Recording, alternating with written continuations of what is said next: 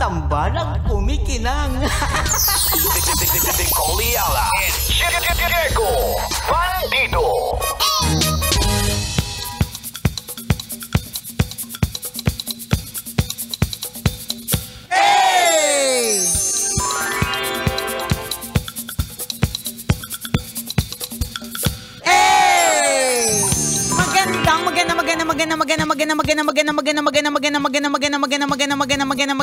Magandang tanghali. Kumikinang na ulo, Diego Bandido.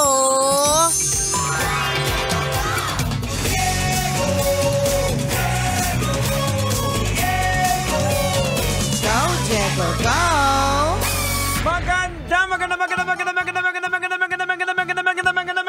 Magandang tanghali. Kumikinang ina.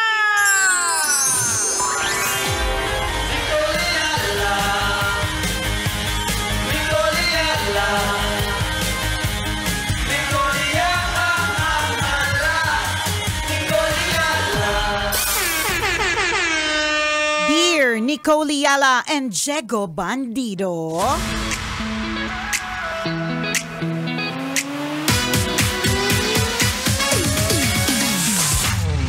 Ang nanay po namin ay magse-celebrate ng kanyang 50th birthday. Wow. Ngayon, gusto po namin siyang bigyan ng surprise na party. Pero, panay naman ang parinig niya na ayaw niyang iso-surprise siya. Gusto po talaga naming magkakapatid na mag-produce ng pa-something sa kanya bilang pasasalamat for so many years na pag-aalaga niya sa amin. Do you think we shall still push with this or not? Thank you, kumikinang na tambalan. Ano ba yan? Pati naman, pati golden, pati golden girl. Kailangan na talaga tayong maningil.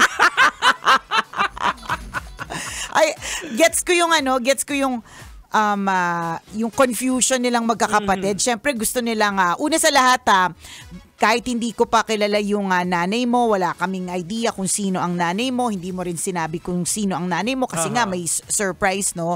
Ang masasabi ko agad tungkol sa nanay mo, napalaki niya kayo ng maayos. Totoo. Kasi para maisip nila na to give back, to pay it forward, bigyan ka ng surprise, ganyan. Ibig sabihin, na-appreciate nila yung maraming taon na pag-aalaga mo sa kanila. Kaya kung sino ka mang mommy, yan, masasabi natin sa iyo, very good ka. Good job. Correct. I'm sure there were so many times that you felt like hindi tama yung ginagawa ko. Tama ba yung ginagawa ko? May mali ba akong ginawa?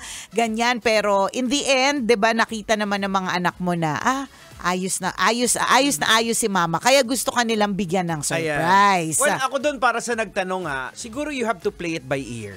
Kasi may mga, kung minsan, may mga pa-baby mode lang. Yung diba? kuno-kunorian lang. Wag nyo akong bibigyan ng surprise. Parang tayo. Lalayo pa tayo. Wag na tayong lumayo. Wag na. Halimbawa, merong gusto pumunta dito kasi sabi niya, gusto ko mag-celebrate ng birthday dyan. Sabi ng isang kabisyo. Tapos sabi ko, uy, nakakahiya naman kung dito ka magpapakain, ha? Wag. Nakakahiya. Wag mong ituloy. Nakakahiya talaga. Please don't. Yan. Kasi, kaya nga, totoo yung play it by ear. Hindi namin kilala yung nanay mo. Diba? So, si Diego, kilala niya ako. So, alam niya kapag ka sinabi kong, ayoko ng surprise, Jegs, please, huwag niyo ako i-surprise. Pero yung mga thought bubbles ko, oh my God, anong day kaya? Kasi para naka-hair and makeup ako. Anong araw kaya yung posibleng surprise para naka-hair and makeup ako, di ba? Kasi, masasagot ni Diego kung sino man sa paligid. Kilala namin si Halimbawa, Nicole, diba? Kunyari mag-organize sila ng ng something. Dahil kilala nila ako, alam nila na, ang surprise will work for her. Or gusto niya yung sinosurpresa siya. So, tama si Jeg sa pagtatanong. Yung nanay mo ba ay gusto niyang sinosurpresa siya? Or pabebe lang na kunwari ayaw niya, pero gusto niya talaga. Kasi baka biglain nyo, baka atakihin. Correct. Ayaw naman namin gano'n. Ayaw na. Tsaka alam mo, meron akong kakilala dati na inis siya kasi binigyan siya ng party ng mga anak niya. Ayaw niya ngang parang i-announce sa world na 50 na siya. So parang, alam mo doon sa surprise party, Jegs, puro gold. Di ba? Kasi golden. Di ba? Tapos puro 50. Ang daming 50. Nakasulat doon sa LED wall, 50. 50, may wallpaper 50, yung mga Aha. centerpiece 50. Oo. Ang daming lobo, 5-0, galit na galit siya. Salip na matuwa siya, nainis talaga siya kasi ano siya, pabata. Oo. Pabata siya lagi. So, hindi niya inaamin sa mga tao na 50 na siya. In fairness naman, hindi naman halata. Kasi sa totoo lang ngayon dati, nung bata-bata tayo, pag sabi 50 euro. Di tsaka pag 50 kasi dati, mukha Talagang talagang matanda. 50. Ngayon, nalalapit na tayo doon. Oo, malapit na tayo sa 50. Sana naman ang tingin nyo sa amin, hindi kami mukhang 50 na. Kasi parang feeling namin, hindi. Alam mo ba Oo. kanina, maisingit ko lang, kanina kaming dalawa ni Broski, nag-uusap kami tungkol sa parang enerhiya ng mga kabataan. Kasi meron tayong isang kasamahan dito na bata pa, sariwa. Ang edad niya ay, we are literally 2 decades older than this person. Nanood ng concert ni Mariah. So ngayong araw na ito, sick leave. Ay, So sabi ko, Hindi nakapasok. Hindi nakapasok. Pambira. Ganyan yung reaction Mahinang ko. nila lang. Mahinang nila lang. So, sabi ko talaga, bakit ganyan yung mga kabataan ngayon? Ang bilis nilang mapagod. Kasi sabi ko, alam mo talaga, ang wish ko, sana hindi siya mapagod ng maaga. Kasi, ako nga, sabi ko, magko-46 na ako this year. Tapos, Ay, 46 ka na ba? Oo, hindi ako nagde-deny. Charas. Mahirap na. Ay, hindi, 56 para sabihin nila, 56 ka na. 56 pala. Ako nga in a few years, ito na rin ang birthday celebration natin, Golden Boy and Tama. Golden Girl, 'di ba? Pero yung sick leave ko lang dahil sa thyroid cancer, ang nagpatigil sa akin at nagsabi sa akin na, uy, tumigil ka muna ng ilang linggo or halos isang buwan, ganon. Yan. Pero kung halimbawa, manonood ako ng concert ngayon, hindi naman ibig sabihin hindi ako makakapasok kinabukasan. Ewan ko lang hindi. Love na love natin yan si Charm. Love you, Charm. Love you, Charm. Napakasipag mo. Ang sinasabi lang natin talaga, maraming kabataan ng ganun. I have so many friends na managers din na sinasabi nila na nagugulat sila na kapag halimbawa galing sa, kunyari, yun nga, puyatan, let's say may party, Christmas party, o kaya party ng opisina, the next day, yung mga kabataan, sila yung absent. Pambihira, Or late. no? Alam nyo mga kabisyo, sa panahon po namin, nung mga kabataan namin, kung galing makaming concert, rekta na sa trabaho yan. Rekta. Pwedeng may Hindi chance. na uuwi. Actually, Jegs, pwedeng may chance na umuwi para maligo lang. Oo. Saglit lang yun. Tapos dediretso. Or, tama ka, may stamp ka pa, amoy suka ka pa. Diretso kang pasok. At pag pumasok ka, yung mga ka-age natin, at pag pumasok ka, hindi ka pumasok ng bangag ka, ha?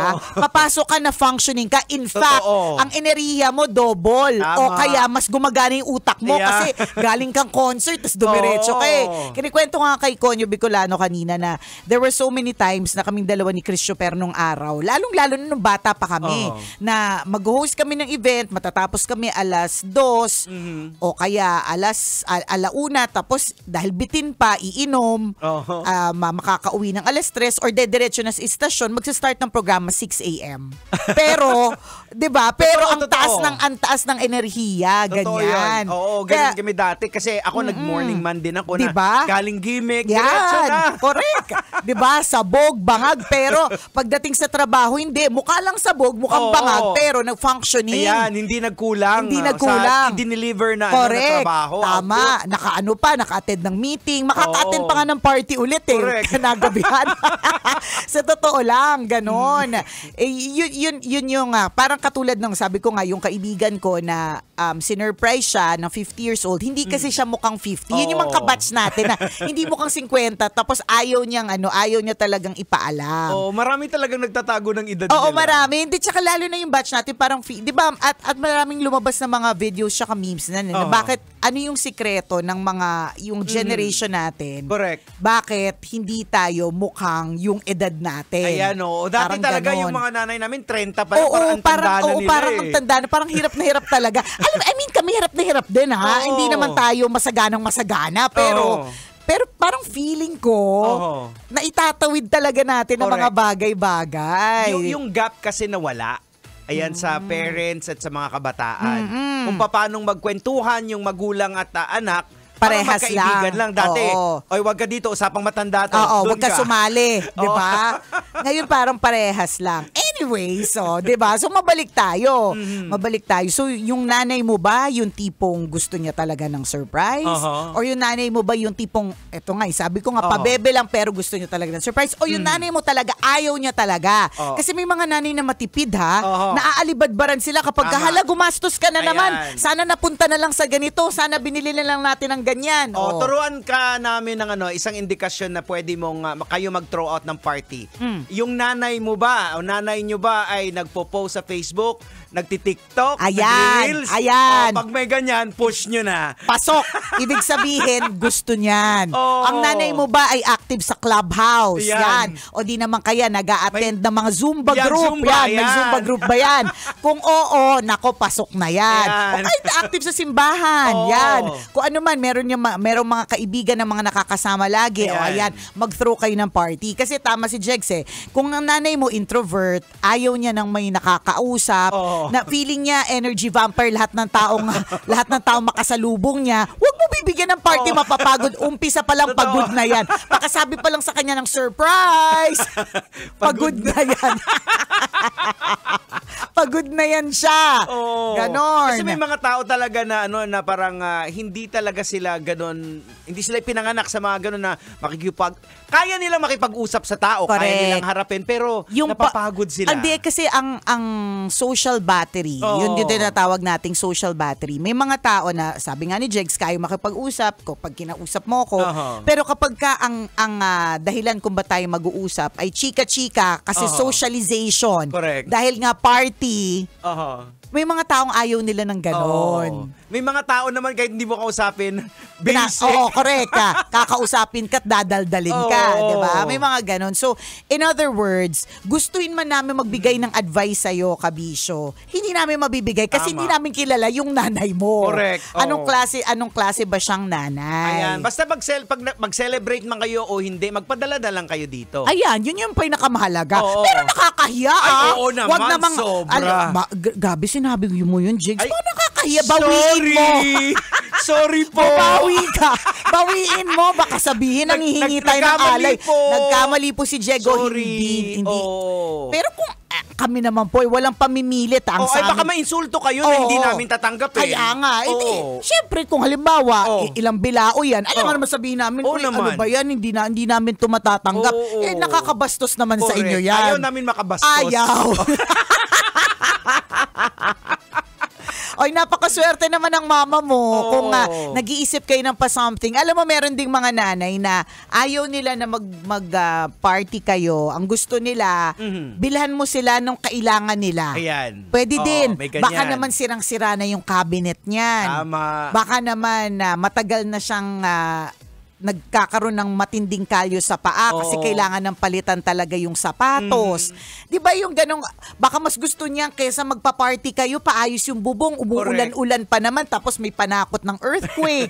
Baka ang gusto ng nanay mo, 5 go bag, 5 emergency bag. Di ba? Again, kami naman po ay nagbibigay ng suggestions lamang kasi hindi namin kilala ang nanay mo. Pero alam nyo, yung mga ganyang edad, yung mga 50, parang love radio. Yan. Diba? 50, parang para sa akin, bless yan eh. Correct, Blessing yan totoo. eh. Kasi It's a good number. Di ba na may anak ka na may sa atin, sa tingin mo, pag nag-50, gagastusan tayo ng anak hindi natin. Kasi bata pa sila eh. Tayo gagastos for sure. Diba? Tayo gagastos kasi pag 50 ako, yung panganay ko, 16 lang. So wala pa siyang pera. Yung bunso ko, 11 lang. Wala ding pera. Di nga. Kaya ang swerte nung nanay. Bless talaga. O di naman kayo bilhan mo ng gold bar from Mayet de la Rosa Fine Jewelry. Maganda yan. Gold bar investment. Oras natin, 12:39. Ako pong kumikinang naulo, Diego Bandido. At akong kumikinang ina mo, Nicole Liala. Kailangan pa bang i-memorize yan? Basic! Metro Zone.